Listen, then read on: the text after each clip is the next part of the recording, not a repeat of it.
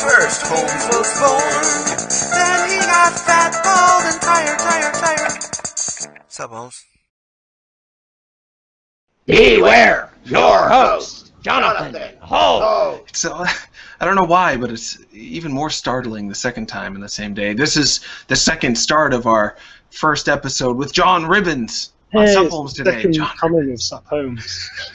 And it's been nice. We've had time to small talk, and you've made some jokes that I wish were on. I wish you did those jokes later. You did your jokes too soon. They were such funny jokes. But you can catch it all on my best bits later on the DVD. Yeah, that's right. Hopefully it'll be on the special edition. You are of Roll 7. That's the company you work for. If that's, where did the name Roll 7 come from? Okay. No, very few people have asked this question. It was basically we decided to start the thing, and me and Simon, who's one of the other guys we started it with, it's a really crap reason behind this name, and I wish it was better. Oh no! We were sitting in a car and we were trying to come up with names, and we were like, hey, it should be, because their previous company was called Rolling Sound, so we were like, we should try and get some element of roll in there, and we decided that 7 is one higher than you could roll on a normal dice. Roll 7. That's awesome. I wish it was cooler, but it's not. Well, 7 has S and V in it, and I'm told that like S, V, and X are the sounds you want to sound like you are moving and fashionable and have energy. So if it was like Roll Sexvin, that would be even more intense. That can be your next company, maybe. Terrible idea. You could just rename to Roll 7X when we rebrand. Work for Mega Man, absolutely. So I've only played one of your games, sadly, but I've learned more about them. How long have you been in the video game industry? I guess that kind of depends on how you qualify the video game industry. Like commercially, we did OlliOlli. And then before that we did Gets to the Exit, which was on iOS, which I'm not sure if you can get at the moment because I think we forgot to pay our developer fee, so I think they've taken it off the store. But it'll be back. And then before that I made tons and tons of stuff, but not commercially. We just sort of I did bits and bobs at home making silly games, and Roll 7 themselves we did a lot of gun for hire work, so we did a lot of games for other people. And then before that, as a kid, I made games, but I didn't understand what on earth the internet was, so no one's ever seen that stuff. Sure. When did you first start making video games at all when you were a kid? How old were you? Okay, I don't know exactly. I remember like when I was 5, my dad was a teacher. He brought home an Atari ST, a 520. And like basically like he was like a head of year at his school, so he had to deal with all the naughty kids, and he ended up like getting reported this one kid who was selling loads of pirate games to people, and piracy's a taboo thing now. I don't think people really got what piracy was with the Atari ST, right? You just kind of like put a thing in, and you got sure. Back then, it wasn't quite as. Just copy it, and then I take a copy home, like not really thinking about the fact you should have paid for that. Right. But like, so my dad confiscated this big box of floppy disks off this kid that was selling them. And brought that home, and so I had like 200 games on this Atari ST, and one of them had BASIC on it. So I think the first game I made was, I was telling this to someone the other day, it was called Thunder Tanks, and it was made in BASIC, and it only had one question, which is, would you like to buy a Thunder Tank? And then you said yes. And if you said yes, there was a random chance the Thunder Tank got destroyed in battle, or didn't, and then you started again. That is amazing. How old do you think you were then? 5, 6? Yeah, like 6, 7, something like that. And then I remember I used to get like these like comic books, which are like war stories and stuff like that. And in the middle, a few of them had this thing that was like they'd give you some basic code to make like Minesweeper or whatever, and you like typed it all in to make the game. And I remember like me and my friend at the time, we spent like probably 2 days of a sleepover like copying out all this basic code from this like comic book to try and make a game called Depth Charge. And it never worked, ever. It was just copying the code from the comic book. Yeah, they just had like 2 pages of code in this comic book, and you like typed it all in, and then you try to run it, and it never worked. So I had no idea if this game Depth Charge was any good, but 2 days of my life was spent coding it. I wonder if they just typed a bunch of words in the comic book and were like, yeah, sure, kids, try Those it. kids will never know. Well, sure. What are you going to do, you know? Kids are always going to blame themselves, sadly. It's one of the things that make them so endearing, but makes their lives bad. A lot of kids are If they sad. had the internet, you all would have gone online and gone like, hey, I tried to make this Death Charge game and it doesn't fucking work. And then like loads of other people would have gone, yeah, it doesn't work at all, and then we would have found out. But, you know. Absolutely. That's how they got away with it back then. So when did you first start making games that you could play, and what were those games like? Not that you couldn't play Thunder Tanks, because that is a game, just like Dear Esther and Gone Home and Thunder Tanks. They're all in the same category. I feel bad about you doing that, to be honest. Oh, yeah, sorry about that. Boys League versus Premier League, to be honest, in terms of non-games there. First games people could play. There was probably like a bit of a gap in my teens where I sort of like made games and didn't tell anyone because I didn't know anyone else that made games, so it was a bit of just a thing I did. Mm-hmm. I guess it was like when I was at university. I lived with someone that was doing computer science, and they were kind of like learning C++ and stuff like that. And so I was like, I'll get into that. And I realized that I definitely wasn't a C++ programmer and couldn't do that. And I started like googling around. I found this thing called First-Person Shooter Creator, which was made by the Game Creators Company. Huh. It's like it was really cool. It's like a drag and drop thing that you could make basically like a kind of slightly better than Quake clone with by like dragging and dropping stuff. And so I started making stuff with that. But I think that was like the first time that like I'd linked to the internet as like a place to share stuff to stuff I was doing with computers. So it was the first time I was like posting things on forums and being like, "Hey guys, I made this thing. What do you think?" And people go, "It's shit. I hope it's fine." I'm so curious about what one of the first games you made with. It was called First Person Shooter Creator? Yeah. Huh. Actually, the first game I made with it that kind of got out there, you couldn't shoot because it really annoyed me that you had to make a first-person shooter. So I made a game called, oh man, it's probably still floating around somewhere on the internet, called Umbra, and you were supposed to be in a dream. You didn't have a gun, so it was basically like a first-person shooter without a gun. And those are kind of popular these days, like we were talking about. Dear Esther, Gone Home, Stanley Parable, list goes on. Huh, pretty neat. Them, but like way less good, and that was the first thing I made.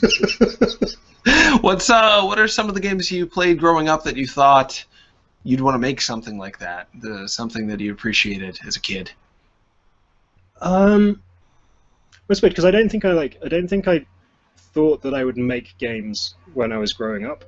Like that really was only something that came like probably like in my 20s, I guess. Like before that, I kind of just made games because it was a fun hobby thing to do, and I really enjoyed playing games. Like I played games so much, you know, having my parents coming and going, "One day playtime's going to be over and you'll have to get a real job." And you're like, "Yeah, but for now I'm really enjoying playing four-player Wu-Tang on PS4."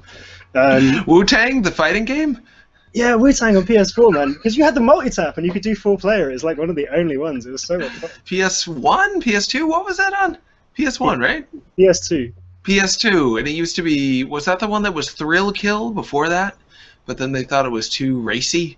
I believe that's the secret history of the Wu-Tang fighting game. I probably missed that because I was doing a doctorate in technology so I could operate a multi-tap on the PlayStation 2. How about on the Atari? Do you remember what games you played on that? I realized the other day, like, I don't think I actually ever finished any of the games I had on the Atari. Like, they were all super hard. And I don't know if that was just because I was a kid and I don't think you approach games in the same way, or if they were just impossible. But, I don't know, all kinds of stuff. I had, like, Chuck Rock and Terry's Big Adventure and Toki, where you're like a monkey. And I think they're remaking that at the moment. Do you remember this game? Oh, absolutely. They were going to bring Toki out on WiiWare, some Swedish guys. Yeah. And then everything totally fell apart, and I was asked to never talk about it, but I just did. Let's move on super swiftly from Toki. If you insist, I mean, I can talk about Toki all day. I just like the idea that there's someone came up with a video game where they were like, I want to put a monkey in an American football helmet and like let him shoot lasers out of his mouth. And someone went, yeah, that's cool, dude, make that. It was a very different time. I can't remember if it was Data East that made Toki. I'll have to look into it. But the guys who made Karnov, Wild Men, They thought, yeah, balding Russian circus performer. That's what the kids want. And then they made another one called like Shebernov about like a Russian robot. And then they made a game called it's got "Please Forgive Me" in the title. Like they were asking for forgiveness for the game because they were sorry they made it before it even came out. What is it called? I'm totally blanking on it, but I'm right off track. So you grew up playing a lot of Surrealist games, sounds like, and that's what there was a lot of. And then you go on to make OlliOlli. What was the inspiration of creating something like OlliOlli, a straightforward skateboarding platformer? I don't know. I guess like. Yeah, I played a lot of obscure games, but so much of the stuff I played was a platformer one way or another. Like even really weird shit like Chubby Gristle, which I mentioned to someone the other day, and they were like, "I've never heard of that. I'm gonna have to." Well, we have to pause, and you have to tell us about Chubby Gristle, please. Like, Chubby Gristle. There's no tutorial because I got it pirate on the ST, so like, I have no idea what you were supposed to do. But you're basically a fat guy in some abstract weird city, and you have to eat stuff. I never got past the first level. You just die. Like they're always platform games. Sure. So I think they've always held some kind of interest for me. Actually, like OlliOlli is something that. So when I was about 11, 12, there was a kid in my class who had the Games Factory, which is a bit like Click and Play. I don't know if you've heard of that thing. Yeah. Which is again another like drag and drop game making thing. And he'd like come over to my house with this thing because he told me he had this thing that you could make games with, and I was like, oh my god, like you have to come around to my house and put it on my PC. And so he came around and installed Games Factory, and he was basically like, I'll keep the disc, it's shit, you can't do anything with it. And so I was like, I can make games. So I spent loads of time playing around with that, and like one of the games I'd always tried to make with it, like I skateboarded like all through my teens, like it was the thing I did like every day after school.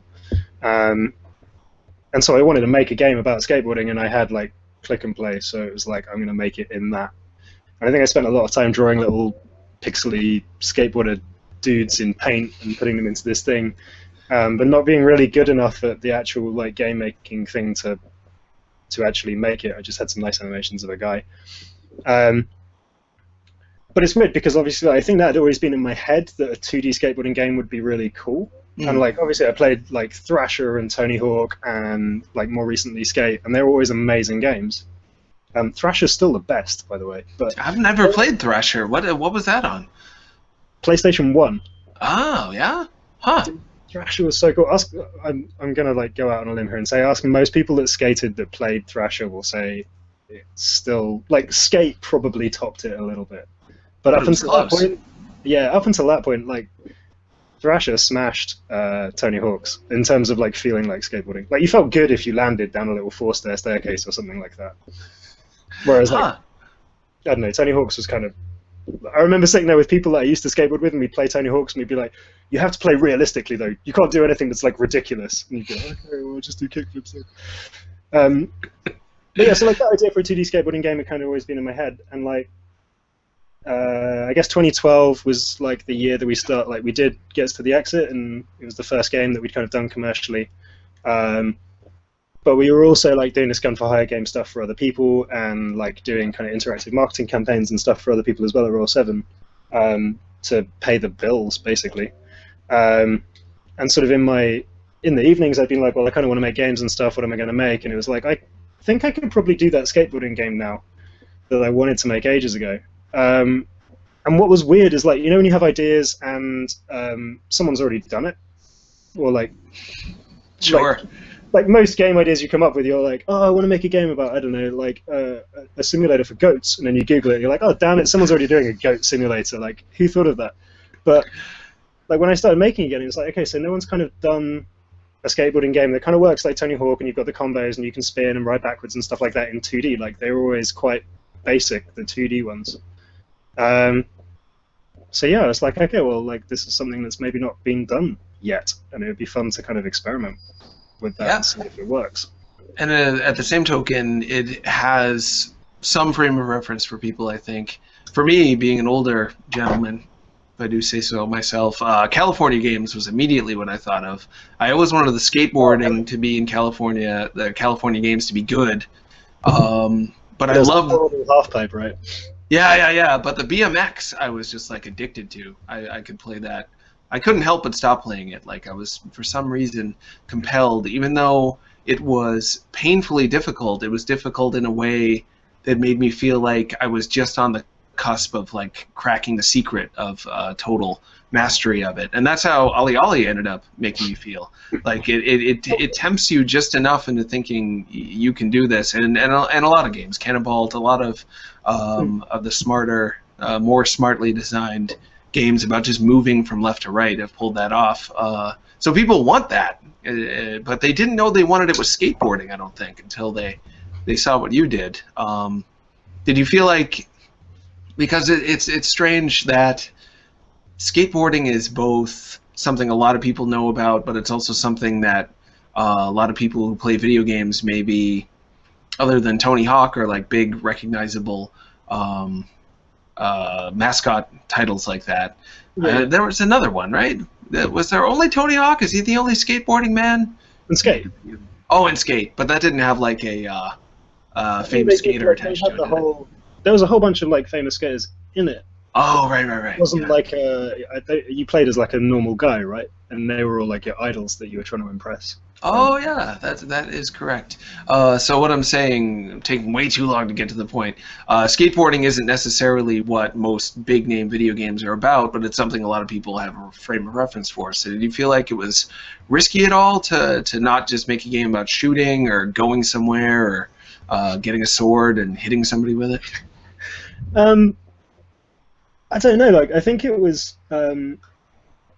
I guess it was quite insular in the way we're developing it, because I'm really into skateboarding. Like, I don't really skateboard that much anymore. I roll around and get scared about hitting a crack, breaking a tooth, and stuff like that. And like Simon, who's at Roll 7 as well, who started it with Tom, like he skateboarded as well. So it's kind of like I was making this. Like, it was originally on iOS and it didn't have any tricks, and you just rode along and you tried to go as far as you could before the memory leak in the code killed the game.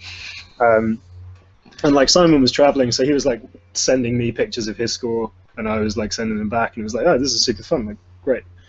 But I know it's interesting because a lot of people sort of said like skateboarding is dead, and like Roll 7's trying to like resurrect skateboarding games again.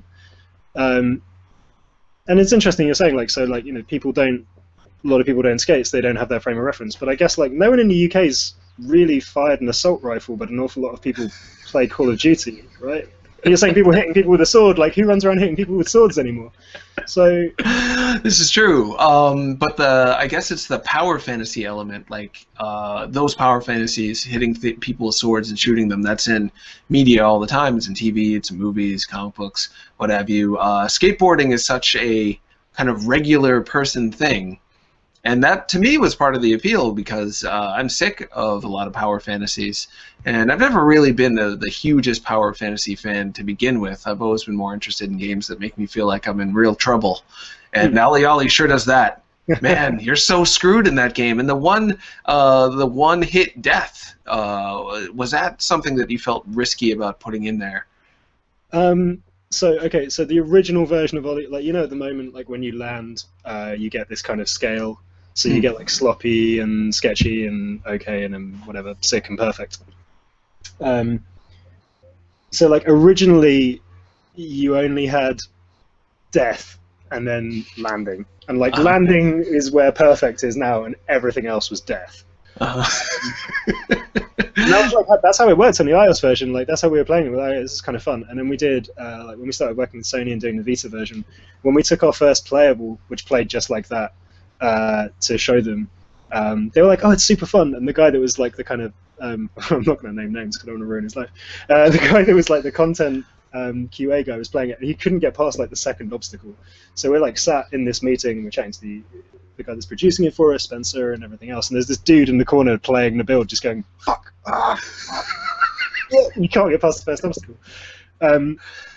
So like our first meeting for OlliOlli was kind of not the best. Like they were into it, and they were like, "It's coming on nicely, but it's kind of unplayable when we keep dying."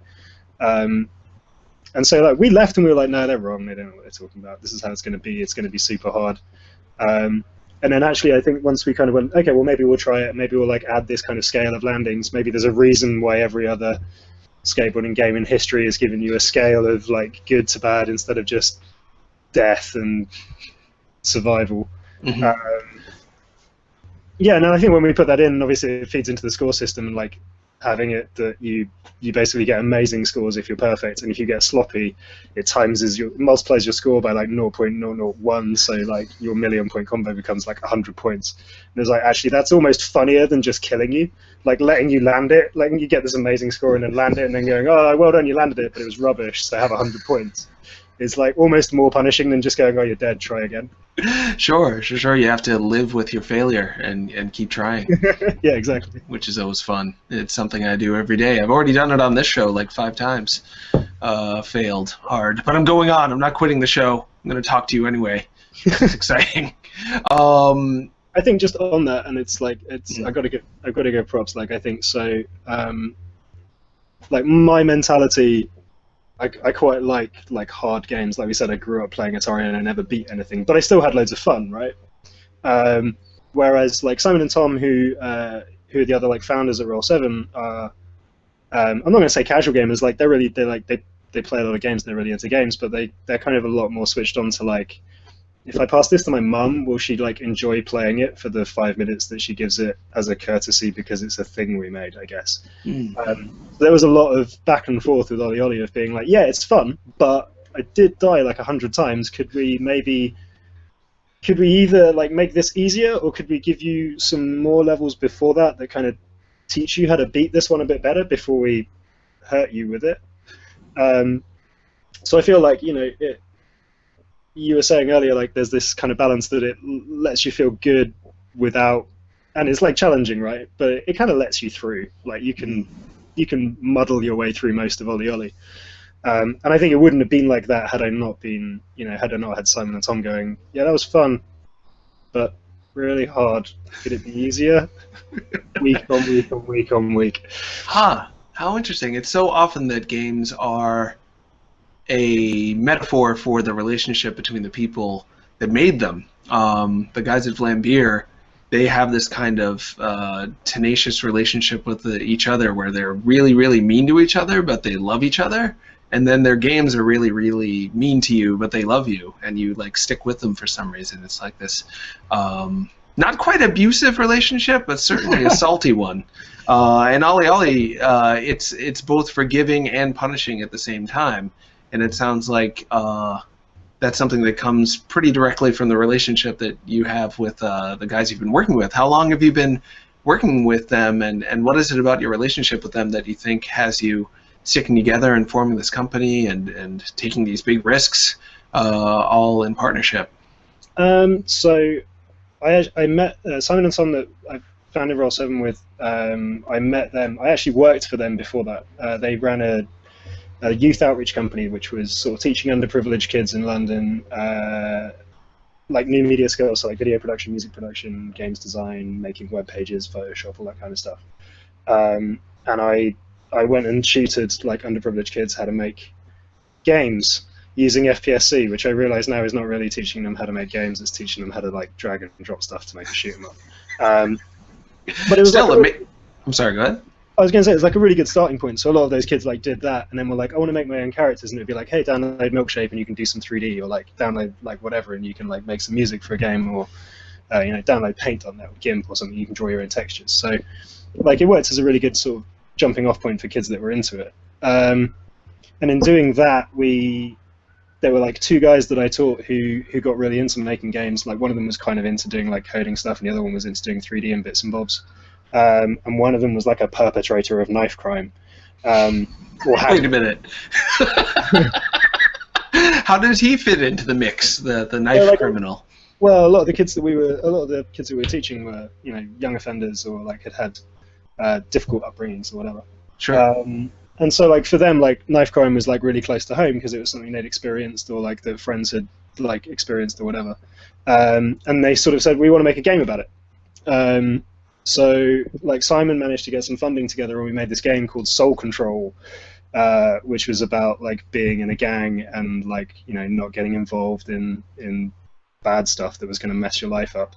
And then we were super lucky because a TV station in the UK, like quite a major one called Channel 4, Everyone in the UK is just listening now, going, Channel 4, dude. Everyone knows Channel 4. What are you talking about?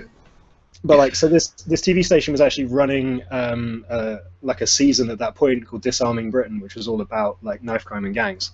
And they heard about the game and went, if we gave you a bit more budget, could you do something a bit bigger and like more polished? And so we said yes. And then instead of doing something kind of shinier and more polished, we actually got a lot more young people that the company was working with. So like, to basically form this big team to make a game. So we got like kids from the music course to make the music from the game, and kids from the like web course to do the site, and kids that were doing photography to go out and take pictures for the textures, and kids that were doing this video course to like write all the story and do all the cutscenes and stuff like that. So like, if you go and play it, like the game doesn't look brilliant or play brilliantly, but basically the entire thing was made by like kids who'd probably only been learning their little area of like media for about a year. Oh, what's the game called again? It's called Dead Ends. Dead Ends. Yeah. Wow. It's not the kind of thing that happens every day. Who paid for this? The government? No, TV station. TV station? Yeah, that was running this season on gang crime and knife crime. That is like a good world you're in.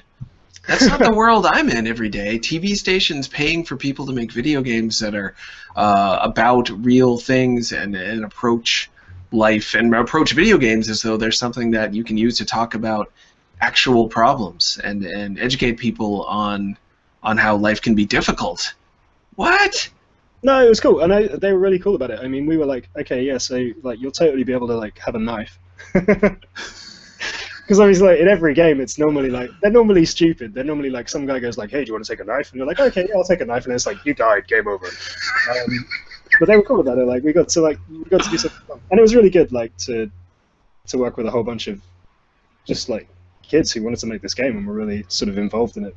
Absolutely, and to take something they knew about that oftentimes adults would tell them not to talk about, or tell them that they should be ashamed of where they come from and what they've been through. Instead, be like, no, your story has purpose and it has worth, and you have purpose and worth.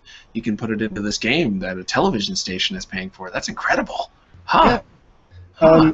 So I think that was like the jumping off point for Roll 7 was doing that, and I like we did that, and obviously that was.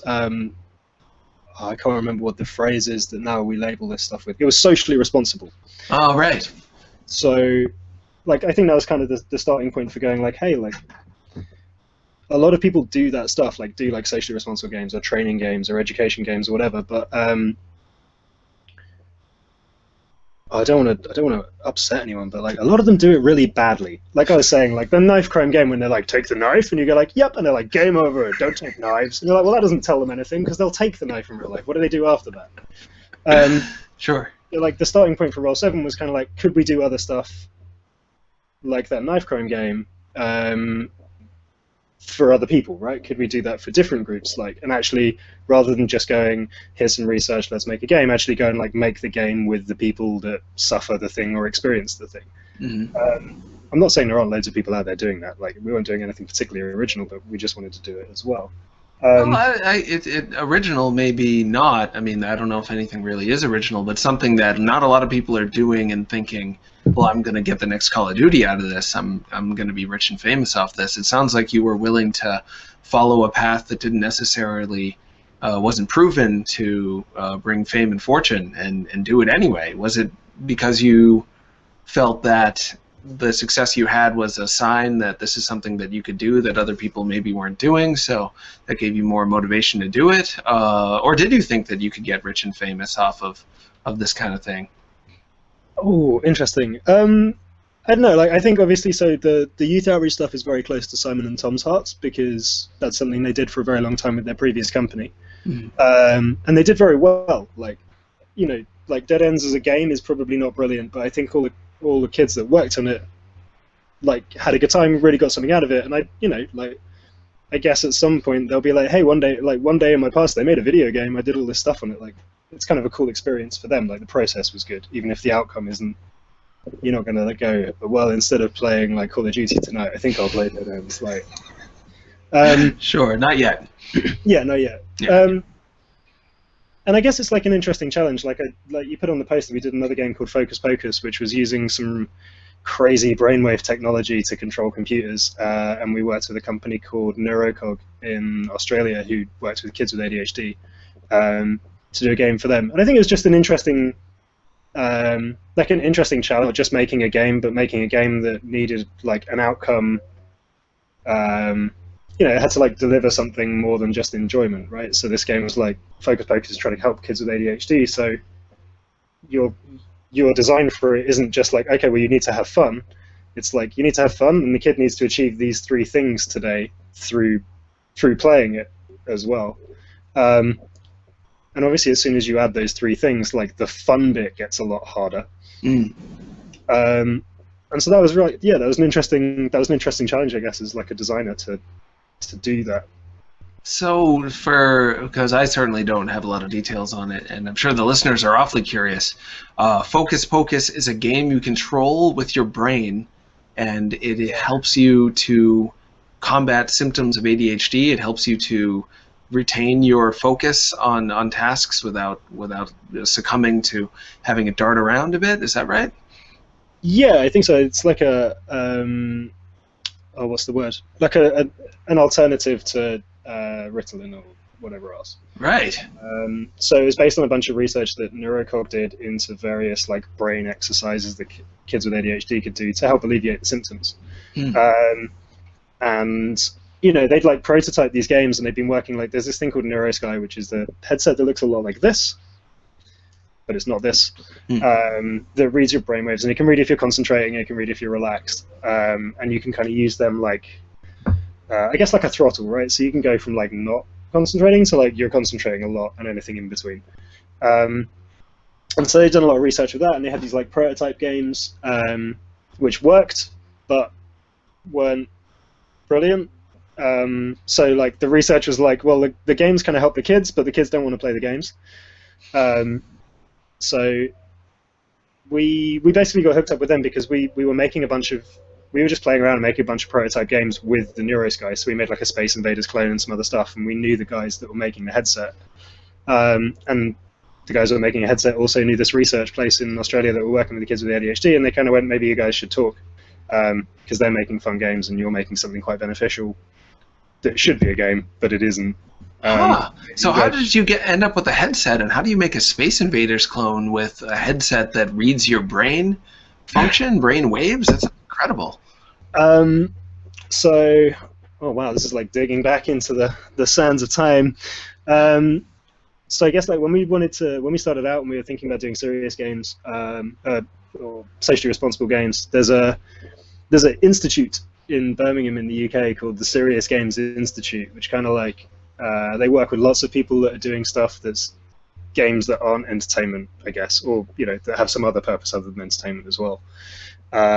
And so we went down there to check that out, and like they were giving us the tour, and they were like, "Oh, and this is this headset thing that you can play games with your mind." And we were both like, "You can play games with your mind?" We have to have one of these.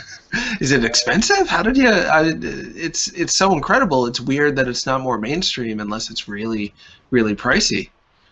It was. I think it was super expensive at the time, but I think we got one because I think we were one of the very few people in the world that got in touch and went, "Hey, can we have one of your headsets?" Because everyone else was like, "I'm going to make an Xbox game or an iPhone game and make a load of money." So, yeah, we got hold of one of those and we were playing around with it. We managed to get some funding. I can't even remember where from. There was like to look at uses for new controllers, and obviously we were doing the whole social outreach thing. We had a headset that would read your mind, so we got the money to really just play around for a year and like try and work out how it could be used and what benefits it could have, and sort of out the back of that met this Australian company that wanted to do the ADHD game. But in terms of why it isn't more successful or more well known, I guess it's actually kind of tricky playing games with your mind. Like, because like when we got it, I was like, okay, so basically we're gonna just get the source engine, and we're gonna take Counter-Strike, and we're gonna make your accuracy based on your concentration, and then like you'll recharge health, and that will be based on how relaxed you are, and we've just made the coolest first-person shooter ever. But I guess it doesn't work like that, right? Like if you're like in the zone or something, playing I don't know, a first-person shooter or whatever, you can be quite chilled. Mm-hmm. You can be like not focusing at all. You're almost just floating around, just shooting guys in the face. So it doesn't always link up when you want it to be this like background monitor of. Huh. So I hate to harp on it, but as a big Space Invaders fan, I'm trying to picture. Do you like concentrate really hard when you want a bullet to come out, and then relax when you want to just like be behind a bunker? So, sorry, just concentrate really hard when you want a bullet to come out. Just really tickle. Yeah.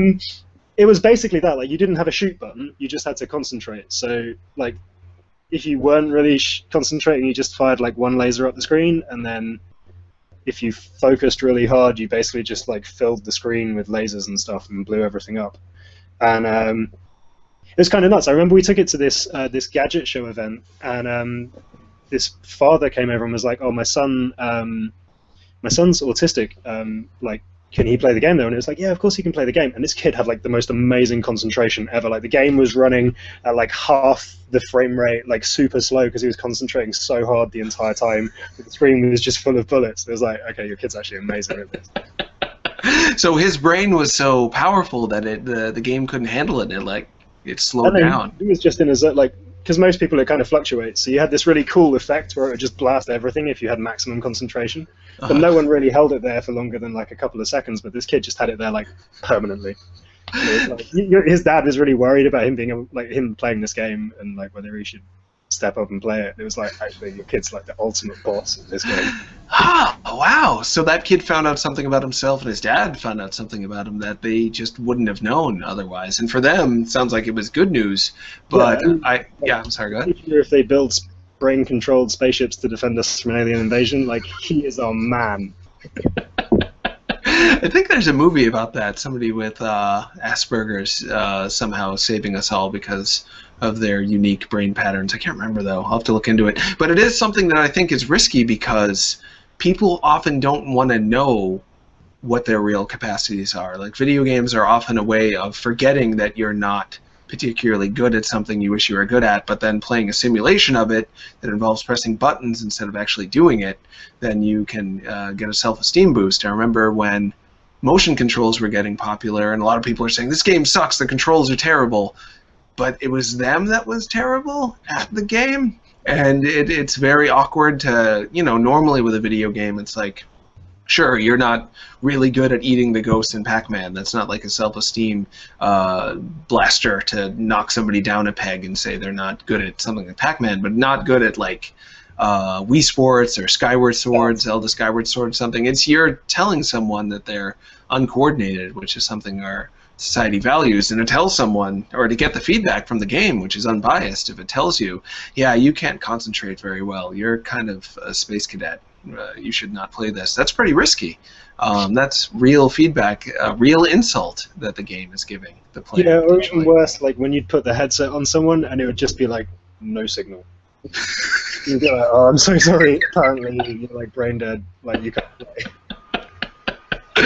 Yeah, what a risk. So how did you go about approaching that for a population like kids with ADHD who aren't necessarily going to be quick to accept being insulted by a video game?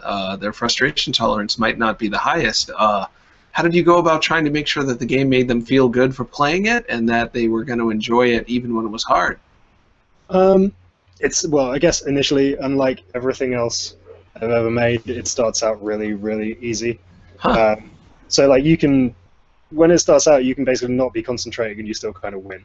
And like part of their whole thing is it had like a two steps forward, one step back mechanic in there. So like it was really hard to, like, if you failed, it made it easier, and you had to start again almost, but you never like went back as far as you'd progressed. But I ended up doing a really nice thing with it, which was like parents had this separate app that they could see how their kid had done. So like they could log into this separate website, so the kid would play it for like 25 minutes every day.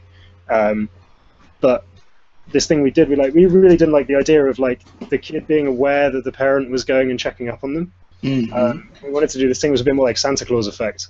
So it's like the kid played the game and the parent went to this separate website. And if the kid had done well that day, the parent could reward them on the website and they got a reward in the game. Huh. Which is kind of cool. Like, so there was like the wizard character in the game and be like, hey, I heard you've been a good boy in the real world as well. Have this like magical cape. And they're like, I have no idea how you knew I was a good boy in the real world, but I really appreciate the cape and I'll be better behaved. I don't know.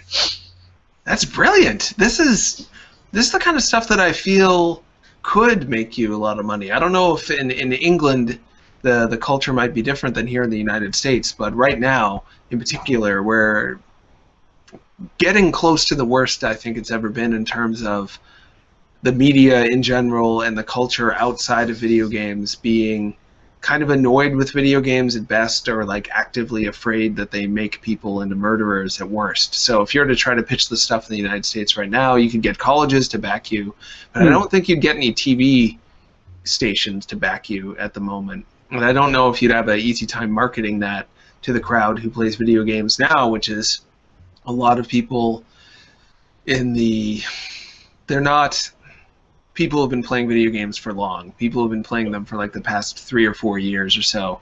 It's kind of something you do to be not productive, I feel like, is kind of the culture. Like, this is my time, this is my gonna hang out with my friends and swear and be kind of a jerk online and have fun blowing stuff up time, not really like my productive self-improvement time. That was really shamed hard, actually, when Nintendo was trying to do it with Wii Fit. Like, that, they just became the laughingstock of the industry and kind of hated by a lot of people. So, but that's how it is here. Do you feel like it would be that way too if you were to try to make some more of these socially responsible games? That's what they're called, right? Yeah, I think it was like for us it was fun, but I don't think there was always an element for us as a studio that we had to work with someone that knew what they were talking about from the other side. You know what I mean? Like, you can't just sit there as a games company and be like, yeah, let's make a game about helping people with ADHD. What do you know about ADHD? Nothing. Sure. So, like, you know, you've got to sort of source the experts as well. And, like, so we kind of had an easy ride with that, I guess, doing the knife crime game, because we were working with kids that like knew all about knife crime. And I think we sort of, I guess, fell on our feet a bit meeting the guys who were doing the ADHD thing, because we were both working with this kind of obscure bit of hardware. Mm-hmm. But I think we realized, like, I guess the two things. Firstly was, like, we couldn't continue doing that stuff unless we went out there and found these other people that had a problem that they'd kind of solved that could then be solved better with a game rather than just doing something else. Mm-hmm. Which I guess made it quite difficult to find new partnerships to do that stuff. And I think from the other side as well, like, it's always fun making those things, but we'd always wanted to do our own stuff as well. And there is something, I guess, super crushing about, like, effectively having a client and going like, hey, we've had this great idea, there's going to be a dragon. And they're like, we're not so sure about dragons. And you're like, but the dragon's really cool. And then having to get rid of the dragon, and you're kind of like, oh, it would have been better if there'd been a dragon in there, or whatever it is. Like, and I think we wanted to get to the point where we could, you know, put a dragon in the game, and then the rest of the world could go, you put a dragon in, it was shit. And we'd be like, yeah, no, we shouldn't have put a dragon in. But, you know, having the opportunity to, like, make that mistake and see if people actually wanted it or not, rather than kind of, like, having that discussion with a client. Sure. But now that you've done what you've done, and if it gets out there, if it does become something that people are talking about, what if, like, social workers or, you know, the other do-gooders, people that want to fitness types, they're getting a hold of you and saying, we love what you did with Pocus and Dead End, it's called, right? Dead Ends. But yes. Dead Ends, sorry. We have the expertise on this. We have a thing for basically naming all of our games in names that nobody can actually quite hear or get, or then later Google and buy. Like OlliOlli, but with no E's. What? Yeah, just don't put any E's in there. Like, gets to the exit. Get to the exit? No, gets to the exit. Get the exit. No, gets to the exit. Don't worry, you're not going to buy it. You'll never find it. Your email to me about it was, yeah, so we made a game called Gets to the Exit, but you've never heard of it. True, like, yeah. And you were right, sadly. I should have promoted that more in the post. And you had all these games that I really wanted to tell everyone about under your former name, which was Sticky Peanut Butter Fingers. Peanut Butter Fingers. Yes. And I did not. I met your wishes. I did as you asked, and I did not tell people about those games. But those are pretty good games, though. Oh, thank you. That was kind of like, so when we were doing gun for hire stuff and like marketing stuff and things like that for other people, and also like being socially responsible and doing stuff that was good.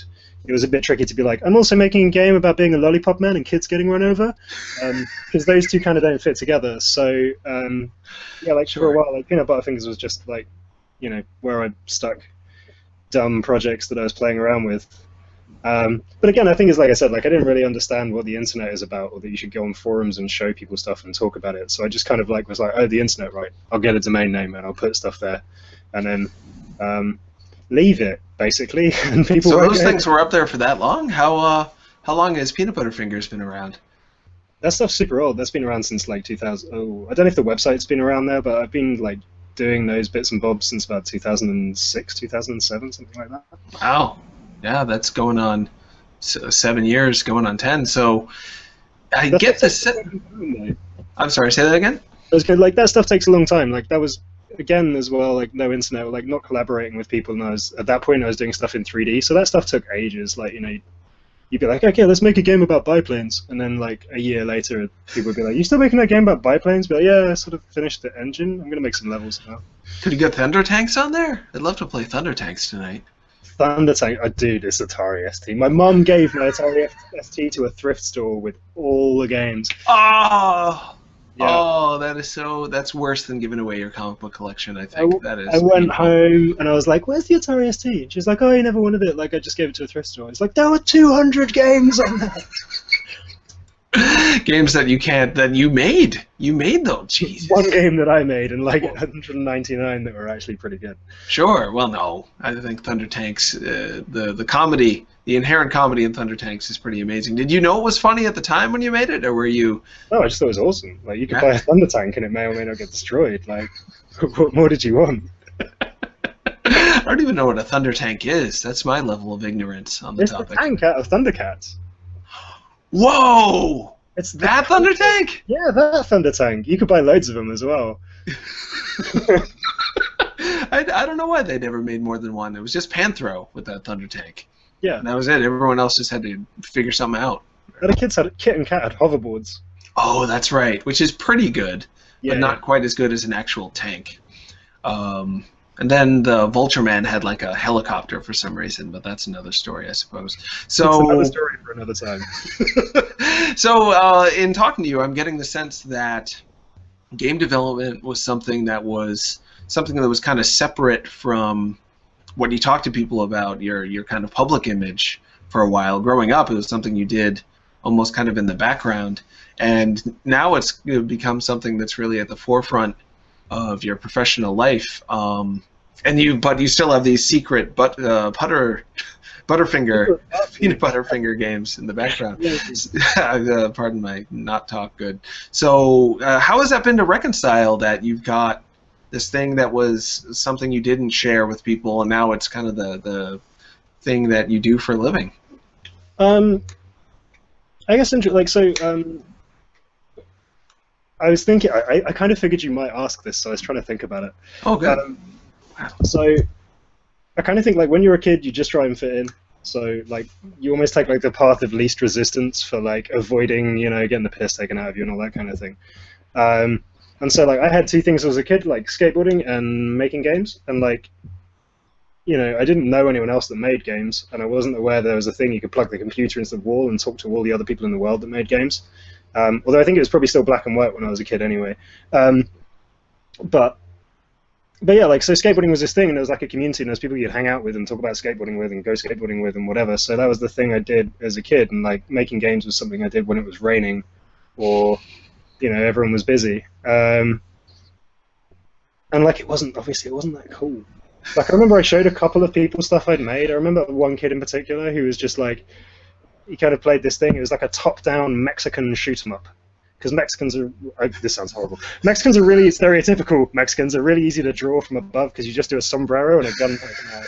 So I was sure, like, yeah. I made this like game that was just like, you each had this like Mexican, you had to shoot each other. And it was terrible, but like I remember this kid at my school just playing it and going like, that's fucking awful. You'll never make a good game, don't bother. So it was like, oh... Okay. I bet he doesn't remember it, but I'd really like to meet him now. But yeah, so like I think it was this thing that was like something that I just did on my own. It wasn't like something that was ever going to be like a thing. And I guess it was like when I moved to London and started teaching people how to make games and like how to design games and whatever through this through Simon and Tom's company Rolling Sound. And I guess later just being on forums and stuff and people being like, hey, that's really cool, I really enjoyed that. And you're like, oh, okay.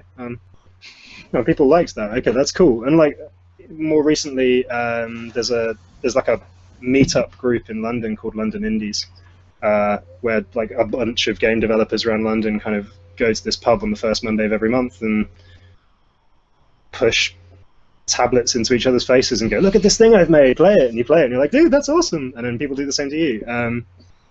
So I guess like it's more of a forefront of my life now because there's a community that you can sort of talk about it and interact with it rather than it being just this thing I do alone in a bedroom. Yeah, that makes a lot of sense. But it was something that you were compelled to do even though it wasn't something you got much social reinforcement to do. It wasn't considered cool at the time. It wasn't something other people were appreciating. What do you think kept you interested in it even though it wasn't something you were getting any sort of outside kind of encouragement to do? I guess it's like I guess like learning anything is quite satisfying. Like when you just learn a new thing and you're like, hey, I've got this problem. How do I solve that problem? And then you solve it, and it feels nice to have figured it out. And like I guess with like that's kind of a mentality from skateboarding anyway, right? Is like you have this thing that's like insanely hard to do. The only difference really is that like you're never going to break an ankle while you're coding. But like, yeah, you've got this thing that's really hard to do, and it's really satisfying when you finally figure out like how to make the board flip that way. And I guess like you have this thing with skateboarding where like you learn how to make the board flip this way, and you learn how to make the board flip this way, and then you're like, what if I could do those at the same time, and that would give me a new thing that I could do. And I guess I kind of felt that way about like making video games. Like I guess if you make a platforming game, the first time you code like collision and jumping, like that's really satisfying. You're like, oh cool, like I've made a guy move like Mario does. And then you're like, what about if I could do double jumps? There you do double jumps, right? And you're like, oh, I solved that problem. I figured out how you do double jumps. And then, you know, anytime you ever make a game after that that's going to have platforming in it, you're like, cool, I know exactly how to do the collision bit. What's the next bit that I add to this now for this new thing I'm doing? And I guess I kind of just like that process, that kind of figuring stuff out and making little things happen on the screen is quite fun. Huh. That is, I don't know if you'd realized it. I'm sure you did.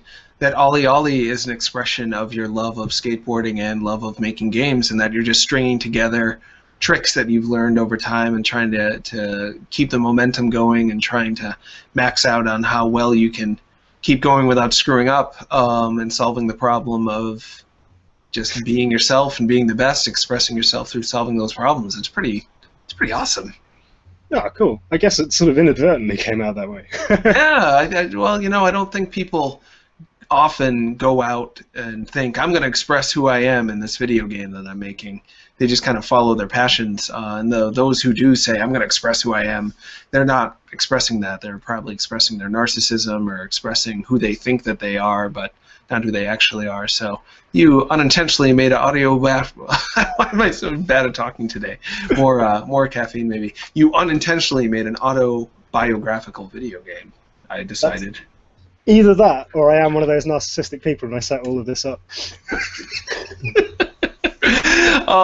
Let's see, we have got a little bit more. Yeah, we've got about a half hour left. We'll have questions coming in pretty soon. I wanted to get your general thoughts on things about video games, because that's always fun for me. And there's also another game we can talk about at some point, I'd like to, called You Are Not a Hero, which really fun-looking game to me. Elevator action mixed with like just being a total jerk.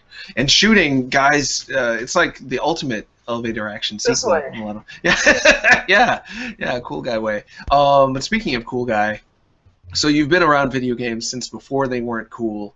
Now they are something you can talk to peers about at London Indies once a month, but you've also seen them become something that are kind of a pop culture phenomenon. It's mainstream now in a lot of ways to like video games. It's not something people are ashamed of. How do you think that's changed video games and changed the how it feels to make them, like, and what kind of games are being made for who. What have you observed over that time? Ooh, okay. It's a big one. You can take your Yeah, time that's with a big. Let me just go and do some googling and stuff. it. I mean, you went from Toki being like the hot new game to it being stuff about, you know, Assassin's Creed type stuff, which has all this potential mainstream appeal because it's historical epic about being a recognizable badass, not a monkey shooting fireballs out of its mouth. You know, there's been a big change. I don't know. How do you feel about that? I guess I'm cool with that. Like, and I sort of feel like a bit of a hypocrite because I've kind of knocked like AAA stuff previously when we've done these podcast things. But like thinking about it, like, I don't know, it just became mainstream, right? Mm-hmm. And I don't necessarily think that's a bad thing. Like, I think if like games had become mainstream and there wasn't people doing, this is where I knock mainstream, right?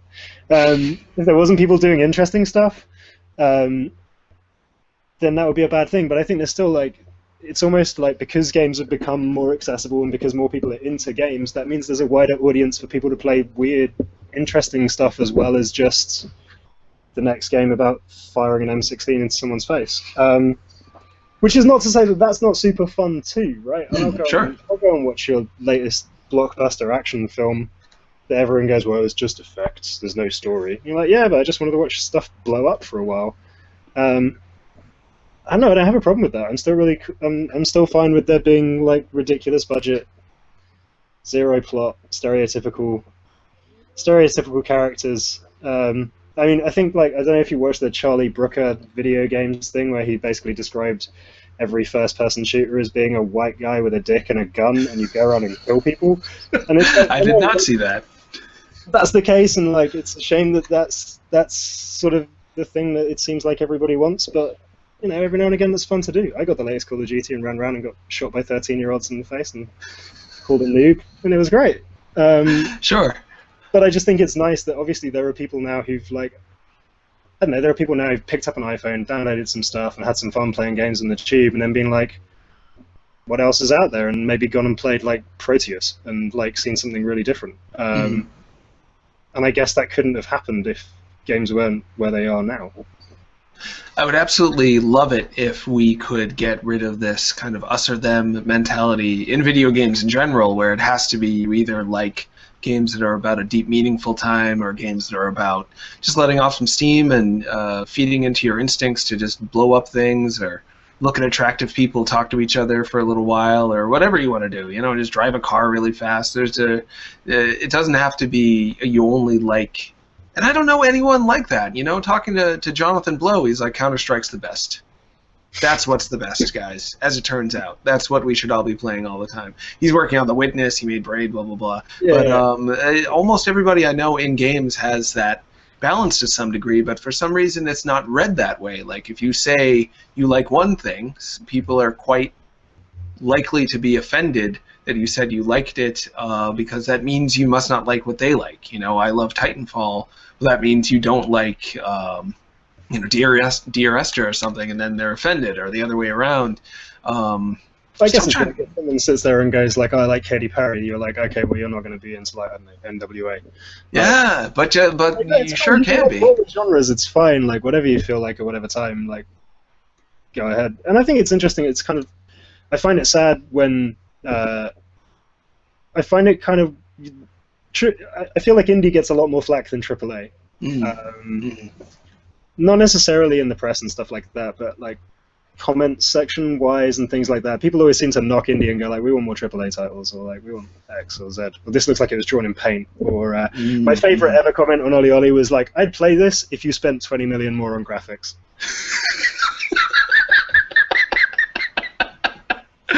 Yeah, there's been a strange backlash, I think, and it all boils down to this stuff I was referring to earlier, that people are now playing video games and feeling not only like they're not going to be made fun of for it, but people are picking what video game they play based on whether it makes them look cool or not.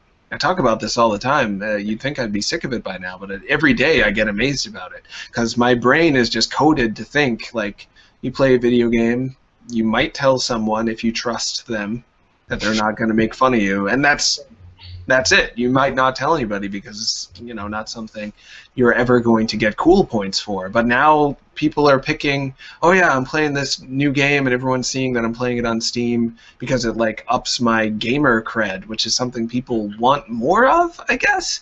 It's still baffling to me, and it became cool, I guess, to play games that looked like they were 8-bit or 16-bit, but now that was cool, people figure out, oh, you did that just because that made you look cool. That means it's now not cool.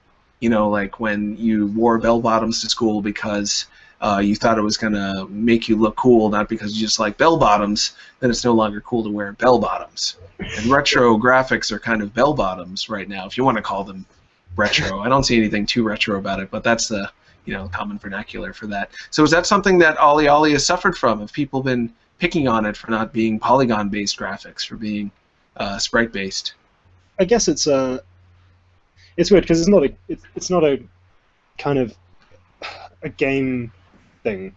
Like we could have done the whole thing in 3D and like it could have been exactly the same game, like the way it works, the way it moves, everything else. We could have done it in 3D. We could have done it in like really nice illustrated graphics or anything else. And it's weird when people kind of, you know, people have been like us kind of jumping on the pixel bandwagon, or like, oh, you're just trying to make something that looks old school or whatever. And it's kind of weird, to be honest. We did it that way because that's what we knew how to do. Like 3D is really expensive, and the amount of animation we needed to make a skateboarder do all those tricks would have just been crazy to do in 3D. And we didn't know anyone at that time who could do really nice Illustrator stuff. So we went with pixel stuff, which is kind of what we'd always played around with anyway.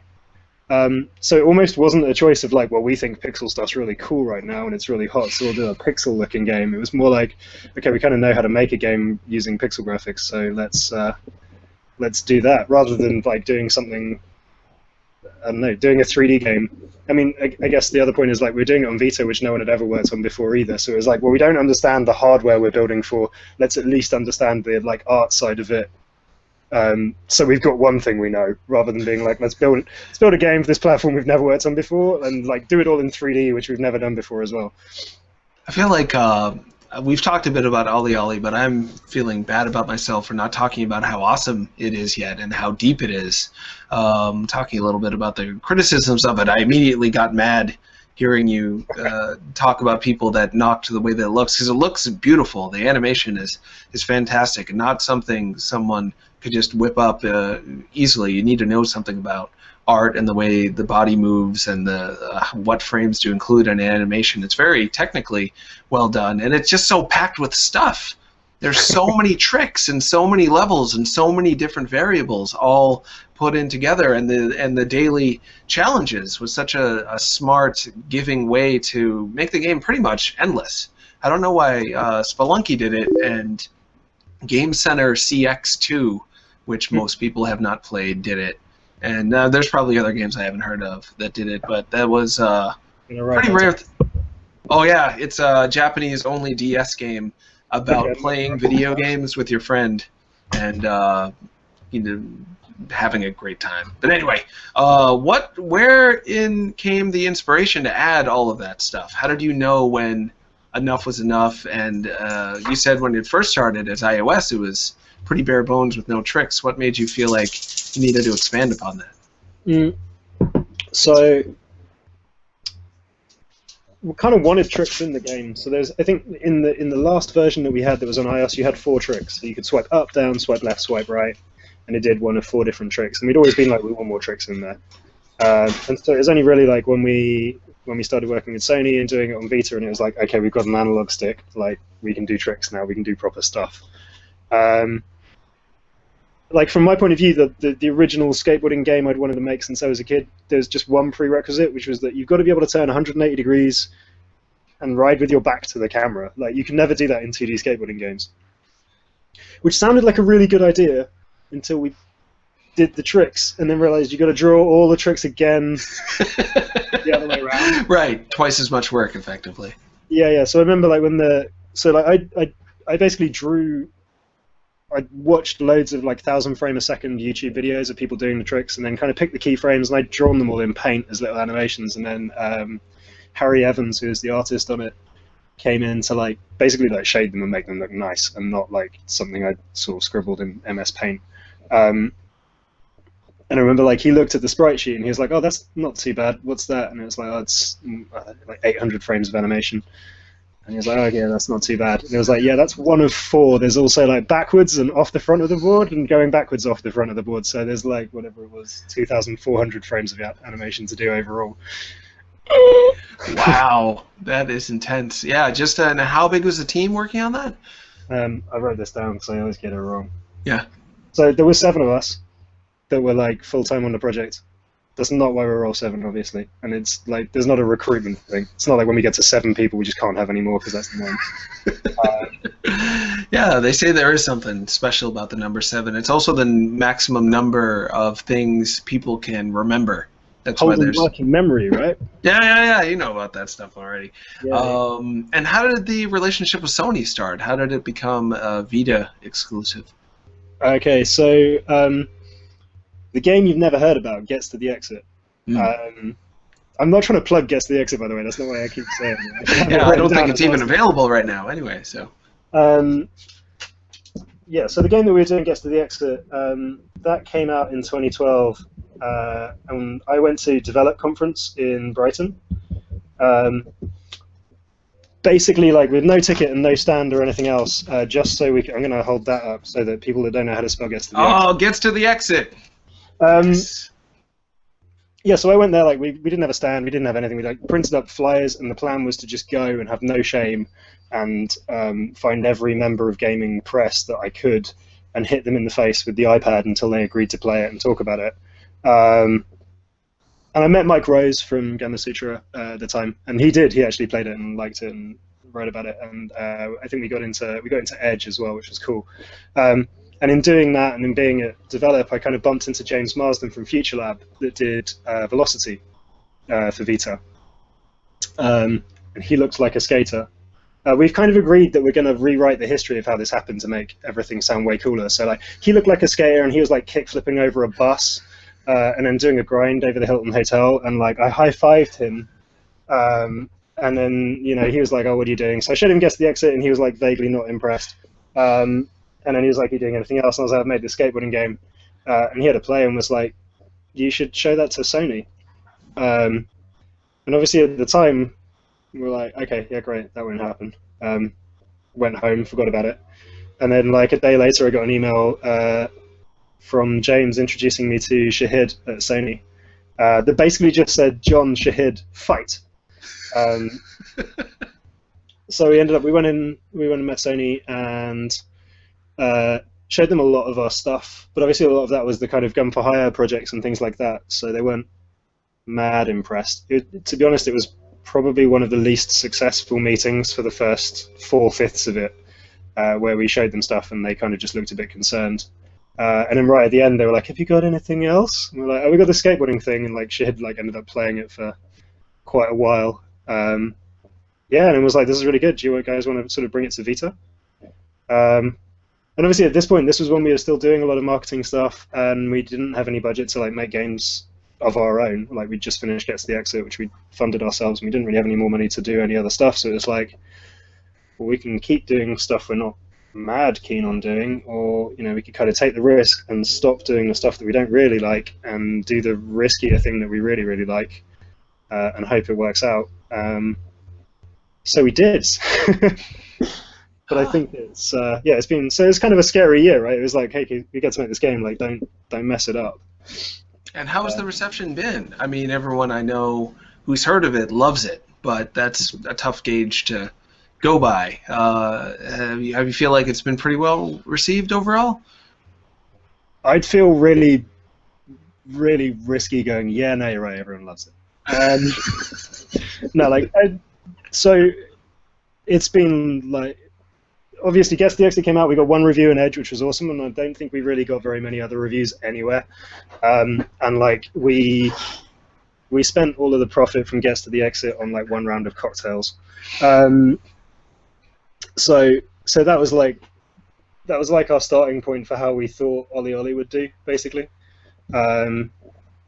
Obviously, like we learned from a load of mistakes. Like we did no marketing for Guess to the Exit or anything like that, really. So we tried to learn from those mistakes and you know be a bit more on it with telling people we'd actually made a game rather than releasing a game and going, oh, by the way, we made this game. But yeah, I think it like surpassed all of our expectations for how it would be received. I guess so. We'd kind of finished it in like November last year, but we had some bugs, and like obviously it was like going through all of the Sony QA process and stuff like that, which is tough, but definitely makes for a better game at the end of it. But so we were done in November, and it came out in January, and so in that sort of 3 months, all that we did was criticize the game and like talk about all the stuff that we'd done wrong and why it sucked, and like, oh, we should have done this, and oh, we forgot about that, and this didn't go in. So by the time it came out, I was like, this game is shit. Like, no one is going to like this game. So yeah, when the sort of first reviews dropped and people said nice things, it was like, it wasn't like, oh yeah, that's what I expected. It was more like, oh my god, people like this thing. Yeah, and then seeing people like post stuff on Twitter and stuff, or they'd actually bought it and like, oh, I'm really having fun, or like, I just set this score and stuff like that. Seeing real people have fun with it was super awesome. Definitely not what we expected. So you were in full creative mode on it for a long time. It started, I can't believe how long ago. Well, what was it, 2008? I think you might have mentioned that you first kind of had the idea for it. Oh, so no, sorry. First I had the idea like in my teens, and then started working on it again in like January 2012. I started making a prototype, and then so it was like 6 months or so of working on it in 2012, and then we showed it to Sony like the mid part of that year. But obviously then it was like we were going to change it from being an iOS thing that I was kind of making to being a Vita thing. So in all the time that we were talking to Sony and trying to put the contracts together and finding out about all that stuff and getting our dev kits, it was like, well, there's no point in working on it anymore because it's going to change to this other thing. So we kind of like sat and didn't do anything for 6 months, which is when Not a Hero happened. And then yeah, so from like 2013 to 2014, that whole year was just pixelated skateboards and Vita joy. That is a long time to hold on to that creative spark, and then when you went into full editing mode, that is so painful when you have to look at your own work for that long and like just deal with yourself. I'm glad it all worked out, and it certainly has. Is there any chance? Because I think the core gameplay mechanic is so ripe for more to have happen, and then I'll play something like Spelunky and I'll think like, what if they had like procedurally generated levels in the sequel, or what if there was like boss fights, or what if there was just blowing it out with Super OlliOlli on the PS4 or something? Is there any chance something like that might happen? Alpha. Like, where'd you say procedurally generated? The game was originally going to be procedurally generated. Oh. Except we couldn't get that working by the time we took it to E3, so we just pre-built a couple of levels. Mm-hmm. And Tom played the game for like 13 hours on the flight out there, and landed, and like messaged me and was just like, dude, I've played the same level over and over and over again for the whole flight. Like, it needs to be pre-built. Like, perfecting one level is so much more fun. Sure. So that's the point that we cut all of that stuff. There's definitely going to be more OlliOlli in our lives, though. That's as much as I can say on that subject. That is very exciting. Well, there's so much stuff we didn't do, right? We spent 3 months going, oh, we should have done that, and like Friends leaderboards, for example. Oh my god, like we didn't even think we should have done that, and then it came out, and basically every review was like, they didn't do Friends leaderboards, they're retards. And it was like, oh, yeah, dude, oh, Friends leaderboards, yeah, that's the thing, of course. Is there any chance it'll ever go to other Sony systems or other systems in general, or is it pretty much locked to the Vita for now? We're coming to PC. Oh, I don't know if I knew that. I should have if I didn't. It kind of, that sort of announced last week, I think. Ah, all right. I'll make sure that's known to more people. I will write about that. And we snuck in a little bit of conversation about You Are Not the Man. We're running out of time already. It's gone quite quickly, even though I don't know why I'm such a bumbler. I'm such a verbal bumbler today. Just my mouth isn't working properly. I apologize. You are not a hero. Video delay, by the way. That looked terrifying with the video delay. Yeah, I bet it did. So You Are Not a Hero. Tell us what that is. So that was basically, like, in this gap, so, like, Sony said, like, we want you to do OlliOlli on Vita, make that happen, and then we were kind of, like, working that out with them, and so I didn't want to work on that anymore because it was, like, all set up for iOS. We needed to remake the whole thing for what we were going to do with the Vita, so it was like, okay, well, I need something to make in the evenings, and so, like, weirdly, it actually started life as a completely different game called Jeffrey Archer. The pun in that name, based on like a sort of well-known UK writer, is not going to translate, but doesn't matter. Which was basically like, I was like, let's make a sellout game that's basically you're an archer. It plays like Angry Birds, but you're an archer in a dungeon. So it's kind of like a roguelike with Angry Birds type bow mechanics. It was terrible, but at some point. Oh no, sounds seriously. pretty good. I'll dig it out and send it to you so you can see how bad it is. But at some point, I just gave him a machine gun, and I was like, oh god, like it's so much more fun when he has a machine gun. And I'd kind of always wanted to do, again, like OlliOlli, like no one, like I hadn't played a cool skateboarding game in 2D. And like the one, like having played Gears of War for me is such a cool cover-based game, and like it now really bugs me when games don't have a cover system, because like cover. I've never been in a gunfight, but I assume cover's pretty key to staying alive, so it just seems weird that so few games do it. Mm-hmm. And I was like, I've never played a really cool like 2D game with a cover system in it. Like, why has that not been done? Why have all these run and gun games not got like a cool like get behind cover and blind fire or whatever? So I was like, I'll just do that. Like, let's just make a game about like cover and 2D and having gunfights, which is kind of where that started. And then I was sort of making that for fun and showing it to a couple of people, like Dean Gifford at Subliminal played it quite a bit and was giving me feedback, and it just kind of escalated as a silly project. So he was just going like, oh, there should be a dude with a shotgun that can fire through, like blow people through doors, and he'd be like, okay, we'll just put that in, that'll be funny.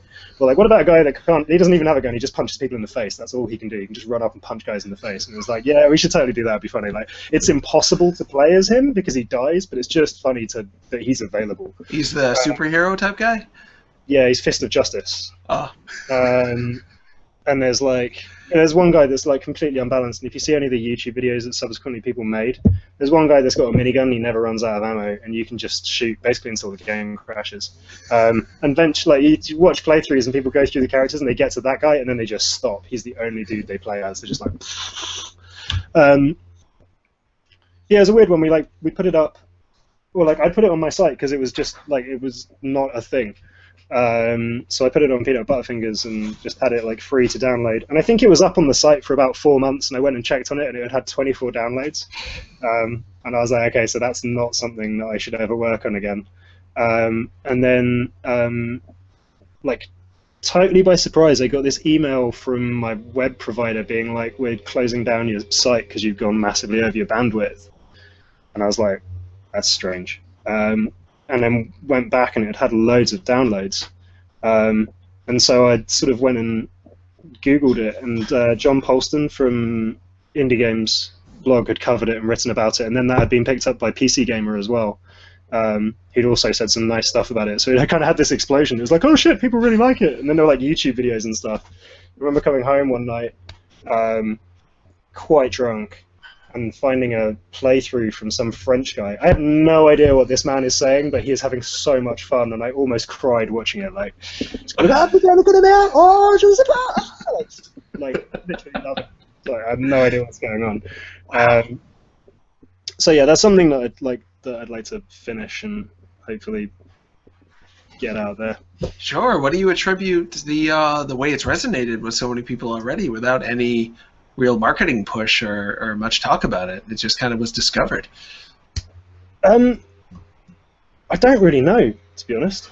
I have no clue. Like, and like it's fair to say that I was saying people criticize pixel graphics and stuff like that, but that version that went up looks horrible, like really bad. Like, it's not like charming pixel graphics. It's like, who drew this? Oh, I don't know. I thought it looked pretty good. See it in motion. You're one of the things I get from talking to you is that your ability to go into self-editing, critiquing mode is pretty instantaneous, and maybe without thinking about it, you're just immediately noticing like, oh, this is shitty. Not going I'm to tell just anybody terrified about of the internet, dude. That's all. it. Yeah, they are quick to attack. It's something I've learned, but now I embrace it. I think in the comments for this post on Destructoid, somebody said something like, Destructoid should fire that balding beta male hipster immediately, just hating me so Beta much. male, that's so hot. I've never heard that before. And I just wrote back, yes, you are right. I am the absolute worst. It doesn't I'm get a any worse terrible than me. human I'm being. sorry, but I'm going to show up anyway, and you will be sad about that. But it's your page. It's like Yeah. someone coming into your house and going, "What are you doing in this house?" Oh, sure. They've been doing it for years. Since I first started Destructoid, it was just like, you are the worst ever. You should die. And I'm like, okay, but, you can leave, but this is where I live, so Yeah. take it or leave it, I guess. But anyway, enough about me. My guess is You Are Not a Hero is perfect for right now. I'm just going to tell you how good your idea is, because people want that AAA game experience, but they don't want to have to go through all the work of looking at all that stuff on screen. One of the things that's appealing about visual, low-res pixel graphics for visuals is that, like, it takes work in your brain. Like, if we got to put on the Pocus thing and play Gears of War versus playing You Are Not a Hero, my brain is doing so much work looking at all the different colors in Gears of War and all the shading. It looks beautiful, but your brain has to... around looking at textures. Oh, this wall looks fantastic. Well done. Yeah, your brain has to deal with all that and interpret all that information, whereas you just look at a flat graphics man with an afro just shooting a door. That's so easy to take in, and the gameplay so easy. You just immediately are doing it. Like, I'm in the room, I'm doing it. I'm killing them. Oh, no, now I'm dead. Now I'm doing it again. Like, it gives you that AAA experience, and also even the spelling of the name.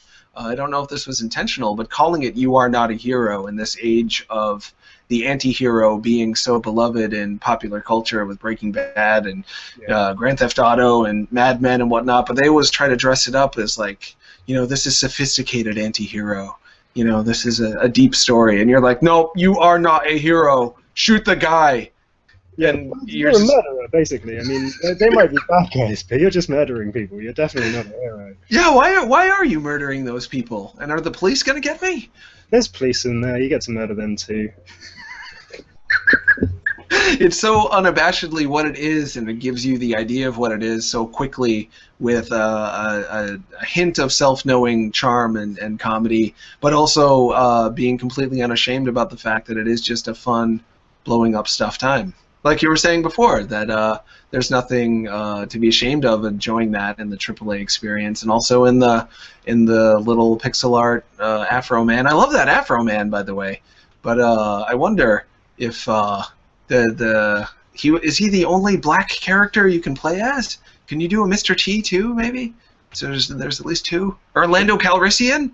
Oh, that would be great. Give it some thought. That'd be good. There's going to be a bunch more, hopefully. I mean, and not just with normal ethnicities. There's a purple dude in there as well. Where's he from? The Time.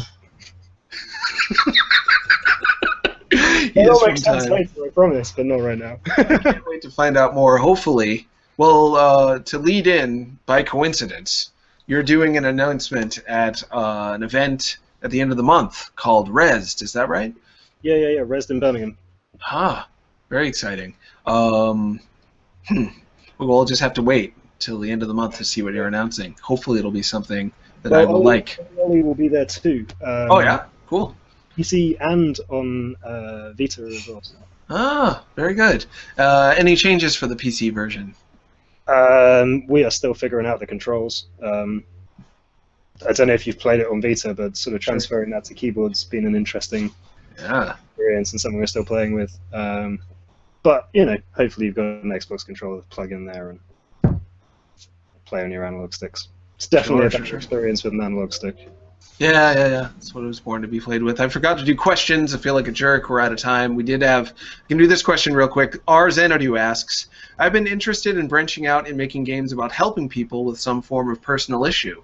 Do you have any contacts for a Unity programmer like me? Oh, It's a nice question. And we did have someone on the show a couple of weeks ago that reminded me of you, John. Her name is Erin Reynolds. She's working on a game called Nevermind that uses biofeedback to detect how anxious you are when you play a game. And she made the game similar to Focus Pocus. It reads what's going on with you while you play it, and you're rewarded for maintaining your anxiety and keeping it from getting too high. Then the game becomes less difficult. So you're like encouraged to have a mind over matter approach to it like that, which was, something I thought you might connect with. But anyway, yeah. I actually saw the post. I saw that post on Destructoid, and I made a note to go and check that out. So Yeah. She was delightful, very intelligent, very personable.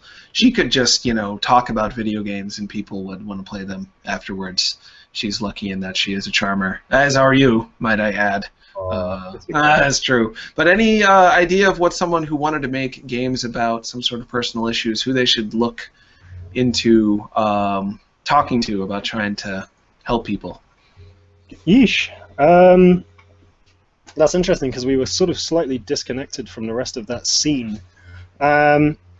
If they're UK, then definitely get in touch with the Serious Games Institute in Coventry and go and have a chat with them. And there's a guy called David Wortley who knows everyone in Serious Games and is he's really good at hooking people up that are doing different things and doing different games that are helping each other. So definitely check him out.